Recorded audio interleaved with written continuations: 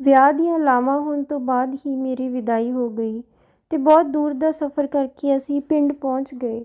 ਸਸੁਰਾਲ ਪਹੁੰਚਦੇ ਹੀ ਕੁਝ ਰਸਮਾਂ ਕਰਨ ਤੋਂ ਬਾਅਦ ਮੈਨੂੰ ਇੱਕ ਕਮਰੇ ਵਿੱਚ ਬਿਠਾ ਦਿੱਤਾ ਗਿਆ। ਮੈਂ ਇੱਕ ਪੜ੍ਹੀ ਲਿਖੀ ਕੁੜੀ ਸੀ ਤੇ ਮੇਰੇ ਮੰਮੀ ਪਾਪਾ ਨੇ ਮੇਰਾ ਵਿਆਹ ਮੇਰੀ ਮਰਜ਼ੀ ਦੇ ਖਿਲਾਫ ਇੱਕ ਕਿਸਾਨ ਨਾਲ ਕਰ ਦਿੱਤਾ, ਜਿਸ ਦਾ ਨਾਮ ਕੁਲਜੀਤ ਸੀ।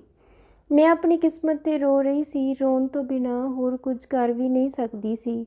ਕੁਝ ਦੇਰ ਬਾਅਦ ਮੇਰਾ ਪਤੀ ਅੰਦਰ ਆਇਆ। ਮੈਂ ਹਲਕੀ ਜਿਹੀ ਇੱਕ ਝਲਕ ਉਸ ਵੱਲ ਮਾਰੀ ਤਾਂ ਉਹ ਮੈਨੂੰ ਬਿਲਕੁਲ ਅਨਪੜ੍ਹ ਗਵਾਰ ਲੱਗਿਆ। ਰੰਗ ਥੋੜ੍ਹਾ ਸਾਂਵਲਾ ਸੀ। ਉਹ ਮੇਰੇ ਸਾਹਮਣੇ ਆ ਕੇ ਬੈਠ ਗਿਆ ਤੇ ਮੁਸਕਰਾਉਣ ਲੱਗਿਆ। ਉਸ ਦਾ ਮੈਨੂੰ ਇਸ ਤਰ੍ਹਾਂ ਦੇਖਣਾ ਮੈਨੂੰ ਬਹੁਤ ਬੁਰਾ ਲੱਗਿਆ। ਉਹ ਮੈਨੂੰ ਕਹਿਣ ਲੱਗਾ, ਮੈਂ ਬਹੁਤ ਕਿਸਮਤ ਵਾਲਾ ਹਾਂ ਜੋ ਮੈਨੂੰ ਤੇਰੇ ਵਰਗੀ ਖੂਬਸੂਰਤ ਤੇ ਪੜ੍ਹੀ ਲਿਖੀ ਪਤਨੀ ਮਿਲੀ ਹੈ। ਮੈਂ ਉਸ ਦੀ ਗੱਲ ਦਾ ਤੁਰੰਤ ਜਵਾਬ ਦਿੱਤਾ ਤੇ ਕਿਹਾ, ਮੈਂ ਬਹੁਤ ਬਦਕਿਸਮਤ ਹਾਂ ਜੋ ਮੈਨੂੰ ਤੇਰੇ ਵਰਗਾ ਪਤੀ ਮਿਲਿਆ। ਮੇਰੀ ਗੱਲ ਸੁਣ ਕੇ ਉਸਦੇ ਚਿਹਰੇ ਦਾ ਰੰਗ ਉੱਡ ਗਿਆ। ਉਸਨੂੰ ਸ਼ਾਇਦ ਮੈਥੋਂ ਅਜਿਹੀ ਕਿਸੇ ਗੱਲ ਦੀ ਉਮੀਦ ਨਹੀਂ ਸੀ, ਪਰ ਮੇਰਾ ਦਿਮਾਗ ਬਹੁਤ ਖਰਾਬ ਹੋਇਆ ਪਿਆ ਸੀ। ਮੇਰੇ ਮਾਤਾ ਪਿਤਾ ਨੇ ਲੱਖ ਮਨਾ ਕਰਨ ਦੇ ਬਾਵਜੂਦ ਵੀ ਮੇਰਾ ਵਿਆਹ ਪਿੰਡ ਵਿੱਚ ਕਰ ਦਿੱਤਾ। ਮੇਰੇ ਮਨਾ ਕਰਨ 'ਤੇ ਵੀ ਉਹਨਾਂ ਕਿਹਾ ਕਿ ਮੁੰਡਾ ਬਹੁਤ ਚੰਗਾ ਹੈ, ਖੁਦ ਦੀ ਜ਼ਮੀਨ 'ਤੇ ਖੇਤੀ ਕਰਦਾ ਹੈ, ਚੰਗਾ ਖਾਨਦਾਨ ਹੈ, ਕਮਾਉਂਦਾ ਵੀ ਵਧੀਆ ਹੈ, ਤੂੰ ਬਹੁਤ ਖੁਸ਼ ਰਵੇਂਗੀ। ਪਰ ਕੀ ਖੁਸ਼ੀ ਬਸ ਚੰਗੀ ਕਮਾਈ ਤੇ ਚੰਗੇ ਖਾਨਦਾਨ ਤੱਕ ਹੀ ਸੀਮਿਤ ਸੀ? ਮੇਰੀ ਖੁਸ਼ੀ ਕੋਈ ਮਾਇਨੇ ਨਹੀਂ ਰੱਖਦੀ ਸੀ। ਮੇਰੇ ਅੰਦਰ ਬਹੁਤ ਜਲਨ ਸੀ। ਮੇਰੇ ਸ਼ਬਦ ਮੇਰੇ ਵੱਸ ਵਿੱਚ ਨਹੀਂ ਸਨ। ਮਨ ਕਰ ਰਿਹਾ ਸੀ ਕਿ ਸਾਰੀ ਭੜਾਸ ਉਸ 'ਤੇ ਕੱਢ ਦੇਵਾਂ। ਉਹ ਬੋਲਿਆ, ਨੇਹਾ ਤੂੰ ਠੀਕ ਤਾਂ ਹੈ? ਇਹ ਕੀ ਬੋਲ ਰਹੀ ਹੈ? ਮੈਂ ਕਿਹਾ ਕਿ ਮੈਂ ਸਹੀ ਬੋਲ ਰਹੀ ਹਾਂ। ਤੇਰਾ ਮੇਰਾ ਕੋਈ ਮੇਲ ਨਹੀਂ ਹੈ। ਮੇਰੇ ਮੰਮੀ ਪਾਪਾ ਨੇ ਪਤਾ ਨਹੀਂ ਤੇਰੇ ਵਿੱਚ ਕੀ ਦੇਖਿਆ ਜੋ ਮੇਰੀ ਜ਼ਿੰਦਗੀ ਖਰਾਬ ਕਰ ਦਿੱਤੀ। ਇਹ ਸਭ ਬੋਲ ਕੇ ਮੈਂ ਰੋਣ ਲੱਗੀ। ਉਹ ਚੁੱਪ ਹੋ ਕੇ ਬੈਠ ਗਿਆ ਤੇ ਬਹੁਤ ਮਾਯੂਸ ਵੀ ਹੋ ਗਿਆ। ਮੈਂ ਰੋਂਦੇ ਹੋਏ ਕਿਹਾ, ਮੈਂ ਕਿਸੇ ਹੋਰ ਨੂੰ ਪਿਆਰ ਕਰਦੀ ਹਾਂ, ਮੈਂ ਤੇਰੇ ਨਾਲ ਬਿਲਕੁਲ ਨਹੀਂ ਰਹਿ ਸਕਦੀ। ਮੇਰੀ ਇਹ ਗੱਲ ਸੁਣ ਕੇ ਉਹ ਹੱਕਾ ਬੱਕਾ ਰਹਿ ਗਿਆ। ਉਸਨੇ ਕਿਹਾ, ਨੇਹਾ ਤੂੰ ਹੋਸ਼ ਵਿੱਚ ਹੈ? ਇਹ ਕੀ ਬੋਲ ਰਹੀ ਹੈ? ਮੈਂ ਕਿਹਾ, ਜਿਸ ਨੂੰ ਮੈਂ ਪਿਆਰ ਕਰਦੀ ਹਾਂ ਉਹ ਤੇਰੇ ਨਾਲੋਂ ਜ਼ਿਆਦਾ ਪੜ੍ਹਿਆ ਲਿਖਿਆ ਤੇ ਸਮਾਰਟ ਹੈ। ਉਸਦੀਆਂ ਅੱਖਾਂ ਭਰ ਆਈਆਂ। ਉਹ ਬਾਹਰ ਚਲਿਆ ਗਿਆ। ਪਰ ਇਹ ਸੱਚ ਸੀ ਕਿ ਮੈਂ ਇੱਕ ਮੁੰਡੇ ਨੂੰ ਪਿਆਰ ਕਰਦੀ ਸੀ। ਉਹ ਮੇਰੇ ਨਾਲ ਹੀ ਪੜ੍ਹਦਾ ਸੀ। ਮੈਂ ਹੁਣ ਵੀ ਆਪਣੀ ਕਿਸਮਤ 'ਤੇ ਰੋ ਰਹੀ ਸੀ। ਕੁਝ ਦੇਰ ਬਾਅਦ ਕੁਲਜੀਤ ਕਮਰੇ ਵਿੱਚ ਵਾਪਸ ਆਇਆ। ਉਸ ਦੀਆਂ ਅੱਖਾਂ ਸੁੱਜੀਆਂ ਹੋਈਆਂ ਸਨ। ਉਹ ਸ਼ਾਇਦ ਬਹੁਤ ਰੋ ਕੇ ਆਇਆ ਸੀ। ਉਹ ਆਪਣਾ ਬਿਸਤਰਾ ਚੱਕ ਕੇ ਜ਼ਮੀਨ 'ਤੇ ਸੌਂ ਗਿਆ। ਮੈਂ ਵੀ ਕੱਪੜੇ ਬਦਲੇ ਤੇ ਬੈੱਡ 'ਤੇ ਸੌਂ ਗਈ। ਬਹੁਤ ਦਿਨਾਂ ਤੱਕ ਅਜਿਹਾ ਹੀ ਚੱਲਦਾ ਰਿਹਾ। ਨਾ ਮੈਂ ਉਸ ਨਾਲ ਕੋਈ ਗੱਲ ਕੀਤੀ, ਨਾ ਹੀ ਉਸਨੇ ਮੇਰੇ ਨਾਲ। ਉਹ ਸਵੇਰ ਹੁੰਦੇ ਹੀ ਖੇਤਾਂ ਵਿੱਚ ਚਲਿਆ ਜਾਂਦਾ। ਥੱਕ ਹਾਰ ਕੇ ਜਦੋਂ ਘਰ ਆਉਂਦਾ ਤਾਂ ਉਸਦੇ ਮਿੱਟੀ ਨਾਲ ਭਰੇ ਕੱਪੜੇ ਤੇ ਪਸੀਨੇ ਨਾਲ ਪੂਰਾ ਸਰੀਰ ਭਿੱਜਿਆ ਰਹਿੰਦਾ ਸੀ, ਜਿਸ ਨੂੰ ਦੇਖ ਕੇ ਮੈਨੂੰ ਘਿਣ ਆਉਂਦੀ ਸੀ। ਮੈਂ ਬੜੇ ਗੁੱਸੇ ਵਿੱਚ ਉਸ ਵੱਲ ਦੇਖਦੀ ਤੇ ਉਹ ਮੂੰਹ ਫੇਰ ਲੈਂਦੀ। ਮੈਨੂੰ ਦੇਖ ਕੇ ਉਹ ਕਮਰੇ 'ਚੋਂ ਬਾਹਰ ਚਲਿਆ ਜਾਂਦਾ, ਨਹਾ ਧੋ ਕੇ ਵਾਪਸ ਆਉਂਦਾ। ਮੇਰੀ ਮਜਬੂਰੀ ਇਹ ਸੀ ਕਿ ਮੈਨੂੰ ਸਭ ਦੇ ਨਾਲ ਬੈਠ ਕੇ ਖਾਣਾ ਖਾਣਾ ਪੈਂਦਾ ਸੀ।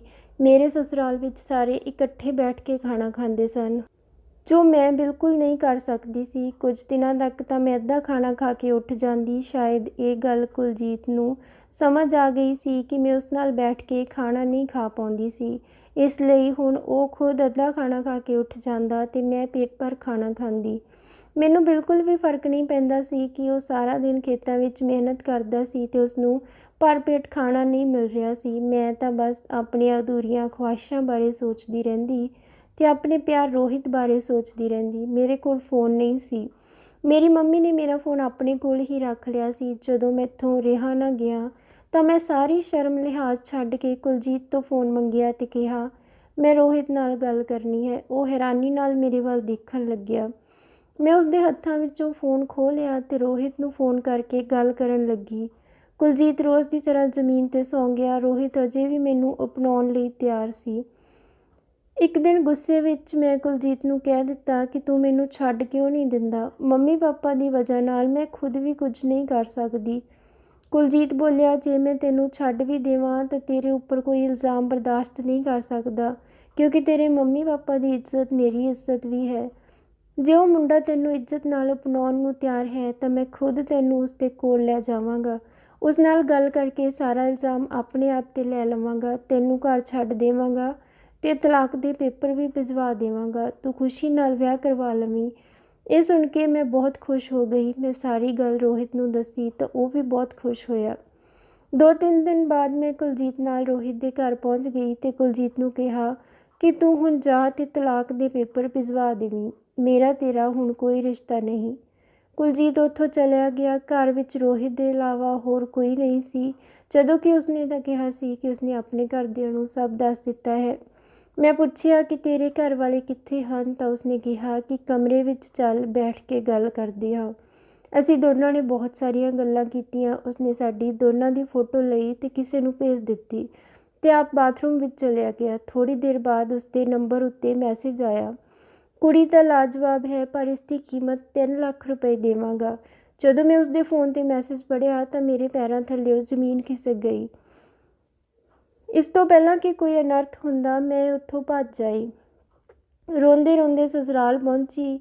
ਮੈਨੂੰ ਦੇਖ ਕੇ ਕੁਲਜੀਤ ਬੋਲਿਆ, ਤੈਨੂੰ ਕਿਹਾ ਤਾਂ ਸੀ ਕਿ ਮੈਂ ਤਲਾਕ ਦੇ ਪੇਪਰ ਭਿਜਵਾ ਦੇਵਾਂਗਾ, ਹੁਣ ਇੱਥੇ ਕੀ ਲੈਣ ਆਈ ਹੈ। ਮੈਂ ਉਸਨੂੰ ਸਾਰੀ ਗੱਲ ਦੱਸੀ।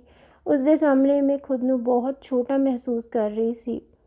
ਥੋੜ੍ਹੀ ਦੇਰ ਬਾਅਦ ਰਾਤ ਹੋ ਗਈ ਤੇ ਉਹ ਹਮੇਸ਼ਾ ਦੀ ਤਰ੍ਹਾਂ ਥੱਲੇ ਸੌਂ ਗਿਆ, ਪਰ ਮੈਨੂੰ ਨੀਂਦ ਨਹੀਂ ਆਈ ਤੇ ਮੈਂ ਸਾਰੀ ਰਾਤ ਰੋਂਦੀ ਰਹੀ। ਕੁਲਜੀਤ ਨਾਲ ਮੈਂ ਜਿਸ ਤਰ੍ਹਾਂ ਦਾ ਵਿਵਹਾਰ ਕੀਤਾ ਸੀ, ਮੈਨੂੰ ਖੁਦ ਨਾਲ ਨਫ਼ਰਤ ਹੋ ਗਈ। ਸਵੇਰੇ ਉੱਠ ਕੇ ਦੇਖਿਆ ਤਾਂ ਕੁਲਜੀਤ ਕਮਰੇ ਵਿੱਚ ਨਹੀਂ ਸੀ। ਮੈਂ ਰਾਤ ਨੂੰ ਹੀ ਮਨ ਬਣਾ ਲਿਆ ਸੀ ਕਿ ਕੁਲਜੀਤ ਤੋਂ ਮਾफ़ੀ ਮੰਗ ਕੇ ਉਸ ਨਾਲ ਨਵੀਂ ਜ਼ਿੰਦਗੀ ਦੀ ਸ਼ੁਰੂਆਤ ਕਰਾਂਗੀ। ਮੈਨੂੰ ਸਮਝ ਆ ਗਈ ਸੀ ਕਿ ਉਸ ਜਿੰਨਾ ਪਿਆਰ ਮੈਨੂੰ ਕੋਈ ਨਹੀਂ ਕਰ ਸਕਦਾ। ਕੁਲਜੀਤ ਜਦੋਂ ਸ਼ਾਮ ਨੂੰ ਘਰ ਆਇਆ ਤਾਂ ਮੈਂ ਉਸ ਤੋਂ ਮਾफ़ੀ ਮੰਗੀ। ਮੈਂ ਬਹੁਤ ਰੋਈ, ਪਰ ਉਹ ਕੁਝ ਨਾ ਬੋਲਿਆ। ਕੁਝ ਪੇਪਰ ਮੈਨੂੰ ਦਿੱਤੇ ਤੇ ਕਿਹਾ ਕਿ ਇਸ 'ਤੇ ਸਾਈਨ ਕਰ ਦੇਵੀਂ। ਮੈਂ ਉਸ ਨੂੰ ਕਿਹਾ ਕਿ ਮੈਨੂੰ ਤਲਾਕ ਨਹੀਂ ਚਾਹੀਦਾ, ਮੈਂ ਹਮੇਸ਼ਾ ਤੇਰੇ ਨਾਲ ਰਹਿਣਾ ਚਾਹੁੰਦੀ ਹਾਂ, ਪਰ ਉਹ ਬਿਨਾਂ ਕੁਝ ਬੋਲੇ ਹੀ ਉੱਥੋਂ ਚਲਿਆ ਗਿਆ। ਮੈਂ ਰੋਂਦੀ ਰਹੀ ਤੇ ਸੋਚਿਆ ਕਿ ਰਾਤ ਨੂੰ ਫਿਰ ਤੋਂ ਮਾफ़ੀ ਮੰਗ ਲਵਾਂਗੀ। ਜਦੋਂ ਰਾਤ ਨੂੰ ਕੁਲਜੀਤ ਫਿਰ ਥੱਲੇ ਸੌਣ ਲੱਗਿਆ ਤਾਂ ਮੈਂ ਉਸਨੂੰ ਕਿਹਾ ਕਿ ਉਹ ਬੈੱਡ 'ਤੇ ਸੌਂ ਜਾਵੇ। ਮੈਂ ਉਸਦੇ ਪੈਰਾਂ 'ਤੇ ਡਿੱਗ ਕੇ ਰੋਣ ਲੱਗੀ ਕਿ ਮੈਨੂੰ ਤਲਾਕ ਨਹੀਂ ਚਾਹੀਦਾ, ਮੇਰੇ ਤੋਂ ਬਹੁਤ ਵੱਡੀ ਗਲਤੀ ਹੋ ਗਈ ਹੈ, ਮੈਨੂੰ ਜੋ ਚਾਹੇ ਸਜ਼ਾ ਦੇ ਦਿਓ। ਕੁਲਜੀਤ ਨੇ ਕਿਹਾ, ਜੇ ਪੇਪਰ ਪੜ੍ਹ ਲੈਂਦੀ ਤਾਂ ਅਜਿਹਾ ਨਾ ਹੁੰਦਾ। ਮੈਂ ਬੈੱਡ 'ਤੇ ਪੇਪਰ ਚੱਕ ਕੇ ਪੜ੍ਹੇ, ਜਿਨ੍ਹਾਂ ਵਿੱਚ ਲਿਖਿਆ ਸੀ ਕਿ ਕੁਲਜੀਤ ਨੇ ਆਪਣੇ ਹਿੱਸੇ ਦੀ ਜ਼ਮੀਨ ਮੇਰੇ ਨਾਮ ਕਰ ਦਿੱਤੀ ਹੈ। ਇਹ ਪੜ੍ਹ ਕੇ ਮੈਨੂੰ ਝਟਕਾ ਲੱਗਾ ਕਿ ਕੋਈ ਇੰਨਾ ਚੰਗਾ ਕਿਵੇਂ ਹੋ ਸਕਦਾ ਹੈ। ਮੈਂ ਉਸਨੂੰ ਪੁੱਛਿਆ ਕਿ ਉਸਨੇ ਅਜਿਹਾ ਕਿਉਂ ਕੀਤਾ ਹੈ, ਤਾਂ ਉਸਨੇ ਕਿਹਾ, ਮੈਂ ਕੱਲ੍ਹ ਸ਼ਹਿਰ ਜਾ ਰਿਹਾ ਹਾਂ, ਕੁਝ ਕੰਮ ਹੈ, ਆ ਕੇ ਸਭ ਦੱਸ ਦੇਵਾਂਗਾ। 1 ਹਫ਼ਤਾ ਹੋ ਗਿਆ ਸੀ। ਮੈਂ ਬੜੀ ਬੇਸਬਰੀ ਨਾਲ ਕੁਲਜੀਤ ਦਾ ਇੰਤਜ਼ਾਰ ਕਰ ਰਹੀ ਸੀ, ਪਰ ਉਹ ਨਹੀਂ ਆਇਆ। ਉਸ ਦਾ ਮ੍ਰਿਤਕ ਸਰੀਰ ਹੀ ਘਰ ਆਇਆ। ਘਰ ਵਿੱਚ ਮਾਤਮ ਛਾ ਗਿਆ। ਮੈਂ ਤਾਂ ਇਹ ਸਭ ਦੇਖ ਕੇ ਬੇਸੁੱਧ ਹੋ ਗਈ। ਉਸਦੇ ਦੋਸਤ ਨੇ ਦੱਸਿਆ ਕਿ ਕੁਝ ਸਮਾਂ ਪਹਿਲਾਂ ਹੀ ਪਤਾ ਚੱਲਿਆ ਕਿ ਉਹ ਕੋਈ ਗੰਭੀਰ ਬਿਮਾਰੀ ਨਾਲ ਗ੍ਰਸਤ ਹੈ। ਕੋਈ ਗੱਲ ਸੀ ਜੋ ਉਸਨੂੰ ਅੰਦਰ ਹੀ ਅੰਦਰ ਖਾ ਰਹੀ ਸੀ। ਮੈਨੂੰ ਲੱਗਿਆ ਇਹ ਸਭ ਮੇਰੀ ਵਜ੍ਹਾ ਨਾਲ ਹੋਇਆ ਹੈ। ਜਦੋਂ ਘਰ ਦਾ ਮਾਹੌਲ ਸ਼ਾਂਤ ਹੋਇਆ ਤਾਂ ਮੇਰੀ ਸੱਸ ਨੇ ਮੈਨੂੰ ਇੱਕ ਚਿੱਠੀ ਦਿੱਤੀ ਤੇ ਕਿਹਾ ਕਿ ਕੁਲਜੀਤ ਨੇ ਆਪਣੇ ਦੋਸਤ ਨੂੰ ਫੜਾਈ ਸੀ ਤੈਨੂੰ ਦੇਣ ਲਈ। ਮੈਂ ਕਿਹਾ ਕੁਲਜੀਤ ਤਾਂ ਅਨਪੜ੍ਹ ਸੀ। ਫਿਰ ਉਸਨੇ ਦੱਸਿਆ, ਚਿੱਠੀ ਕਿਵੇਂ ਲਿਖੀ। ਮੇਰੀ ਸੱਸ ਨੇ ਮੈਨੂੰ ਦੱਸਿਆ ਕਿ ਕੁਲਜੀਤ ਬਹੁਤ ਪੜ੍ਹਿਆ ਲਿਖਿਆ ਸੀ। ਤੈਨੂੰ ਕਦੇ ਦੱਸਿਆ ਨਹੀਂ ਉਸਨੇ? ਮੈਂ ਕਦੇ ਉਸ ਬਾਰੇ ਕੁਝ ਵੀ ਜਾਣਨ ਦੀ ਕੋਸ਼ਿਸ਼ ਵੀ ਨਹੀਂ ਕੀਤੀ ਸੀ।